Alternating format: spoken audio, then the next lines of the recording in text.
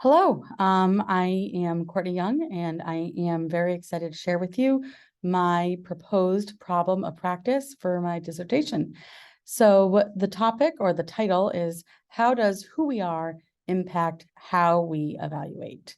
And I have quoted Robert Marzano, as he is one of the kind of seminal researchers around effective supervision, but also around effective teaching practices, and how we can be identifying those in the classroom.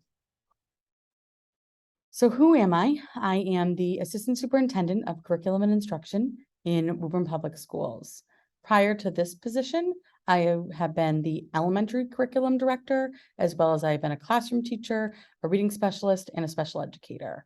I come to this position with a strong background in reading, literacy, as well as in curriculum development and design. And in my role as an assistant superintendent, I work with principals, I work with coordinators, I work with teachers, and I, of course, work with students. And as a researcher, I am really looking at the impact that our principals and our coordinators have on student achievement.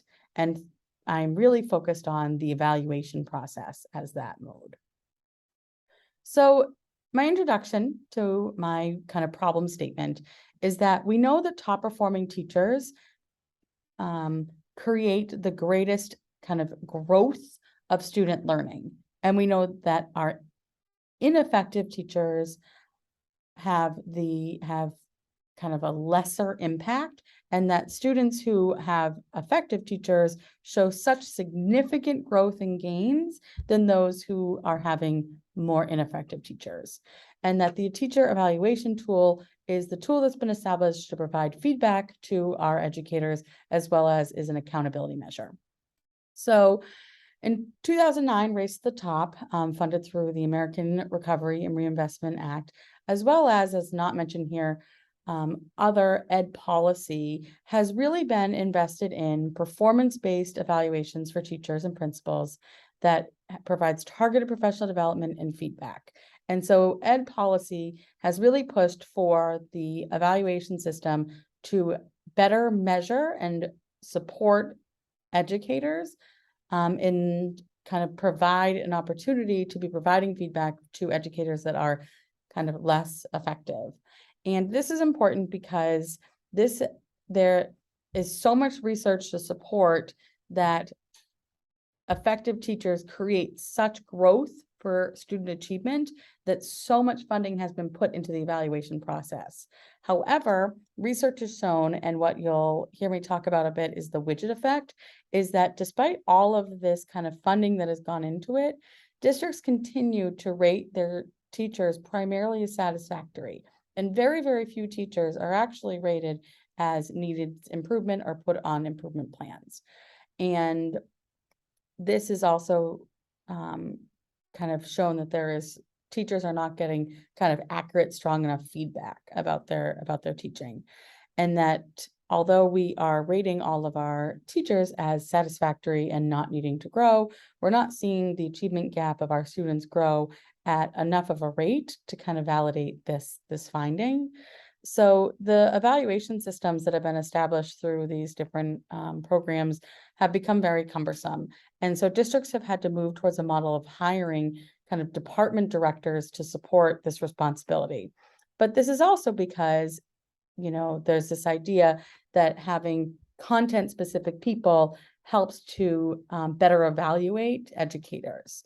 And so my problem statement is that by having these different types of evaluators in our district, are we having consistent and equitable evaluation practices? And that is what I'm seeking to study. And so the purpose of this study is really to see whether there's a difference in the evaluations conducted by principals versus our department level administrators, and if these differences are consistent. Are we seeing that our department level is always showing, high remarks in this standard, but lower remarks in this standard? Or is it the overall ratings versus the the overall rating versus the different categories where this changes? And also the goal is really to see if the evaluation tool creates consistent and equitable results, regardless of who is using the tool. And so therefore, do we see that even though we might anticipate there being differences amongst principals and department levels, are we actually seeing that the tool creates more consistency than we are thinking it does? And so the research question is, how does an evaluator's background impact an educator's rating? Some of the themes that came up through my literature review is this idea of evaluator consistency and subjectivity.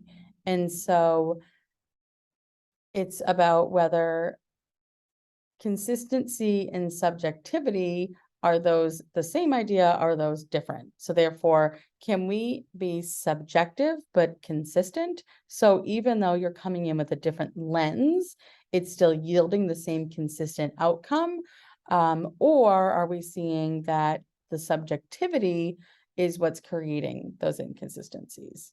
The widget effect, which is what I had mentioned, is really showing that even though we've created more evaluation system, more structured evaluation system, we are not providing our educators with accurate and credible information, and therefore our student performance is not actually increasing. And so even though we've put more kind of structures in place, we're not yielding or seeing this impact that we expected that we would.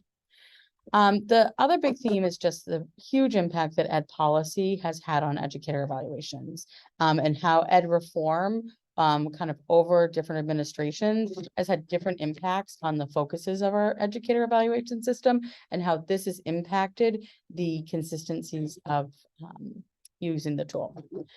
We have evaluation as an accountability tool versus a collaborative process, and how whether it should be focused more on using it for teacher accountability versus whether it should be viewed as a collaborative process. And how this also, and I go to the last bullet, really how is the evaluation system should be absolutely connected to professional development. And that the purpose of the evaluation tool was really to be collaborative and provide professional development and therefore be an accountability tool, but that the emphasis is not always in the right spot. And the last one is that we really know that teacher quality impacts student outcomes. And so we know that the importance of educator evaluations is real and something that we know yields impacts when we're really making sure that our educators are the best that they can be. So what are some of the challenges? So one challenge is really around the differences in training of our evaluators on the evaluation process. And so our evaluators not only come now from such different backgrounds, we have ELA teachers, we have physical education teachers, we have school adjustment counselors that have become evaluators, but we also have them with varying leadership experience, varying professional development or preparation as a leader around how to be a good evaluator and what they're looking for. And so next steps would really be identifying common instructional practices that all evaluators should be looking for and providing the appropriate training on these. The next challenge is really creating a system for consistency and alignment amongst the evaluators.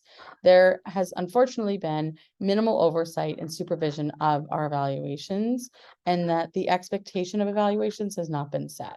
So the next step is to be creating look-for guides for evaluators so that they can be using a rubric to be supporting what they're looking for and know what are those kind of those instructional practices, what they might look like in the classroom. We are looking for walkthrough schedules. So our evaluators are walking through together, and this also is the calibration process. So they're walking through, but then calibrating what they're looking at and talking about different ratings that they're giving, so that they can be calibrating and creating more alignment amongst each other. The last is that we're not providing accurate or credible feedback to staff, which is resulting in staff not being identified, or most staff being identified as proficient, and not enough staff being given real tangible feedback for improvement. And this is the concern, is that not only are they not receiving the feedback and that therefore this is not a collaborative process, but really our evaluators have not been given provided enough feedback on the evaluation process. So we talk a lot about how our teachers need feedback, but so do our evaluators. And so what are we doing to look at their evaluations, provide them with constant feedback to make sure that, what we're saying in terms of these are the practices that you should be looking for. These are the ways that we should be showing consistency. How are we making sure that they're doing those things? So the next step is really providing professional development for evaluators on how to give feedback, providing templates, giving them expectations, and establishing a process for reviewing and providing feedback to evaluators about their evaluations. And so ultimately, I have had the opportunity to look at a lot of different literature reviews in kind of these different facets of the evaluation process, and also about who is evaluating. And so I look forward to learning more and better understanding how we can provide a more equitable process that creates a closing of this achievement gap in our country. Thank you so much.